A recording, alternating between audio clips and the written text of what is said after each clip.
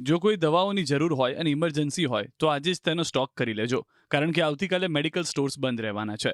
ગેરકાયદે ઈ ફાર્મસી, ભારે ડિસ્કાઉન્ટ અને પ્રિસ્ક્રિપ્શન વિના થતા ઓનલાઈન દવાઓના વેચાણ સામે ગુજરાતના 35,000 કેમિસ્ટ અને દેશભરના 12 લાખથી પણ વધુ વેપારીઓ આવતીકાલે રાજ્યવ્યાપી હડતાલ પર ઉતરશે.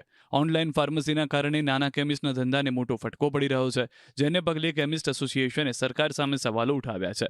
આ સાથે જ ઓનલાઈન માધ્યમથી થતા ડુપ્લિકેટ અને સ્પુરિયસ દવાઓના વેપાર મુદ્દે એસોસિએશને લોકોના સ્વાસ્થ્યની સુરક્ષાને લઈ ચિંતા વ્યક્ત કરી. સાથે જ સરકાર પાસે કડક કાર્યવાહી અને ઓનલાઈન દવા વેચાણની નીતિમાં બદલાવ લાવવાની માંગ કરી. સુરત સહિત ગુજરાતભરના કેમિસ્ટ બંધમાં જોડાશે, જોકે જરૂરી સેવાઓ માટે કેટલાક મેડિકલ સ્ટોર્સ ખુલ્લા રહેશે. આના હિસાબે ખૂબ જ મોટું દૂષણ માર્કેટમાં ઘૂસી ગયું છે. લોકો નશેડી થઈ ગયા છે. જે દવા ફાર્માસિસ્ટના અંડર ઓબ્ઝર્વેશનમાં અને ડૉક્ટરના માધ્યમથી જે લોકોને પ્રોવાઈડ થવી જોઈએ એ થતી નથી. એમાં જે એને કોલ્ડ સ્ટોરેજમાં રાખવાની હોય એવી મેડિસિન હોય કે એનો ડોઝ કેવો હોય, એની ઇફેક્ટ કેવી હોય, એની એડવર્ડ ઇફેક્ટ કેવી હોય, એનું કોઈ પાલન થતું નથી. જેના હિસાબે ઓનલાઈન ફાર્મસી દ્વારા આવી દવાનું વેચાણ થાય છે.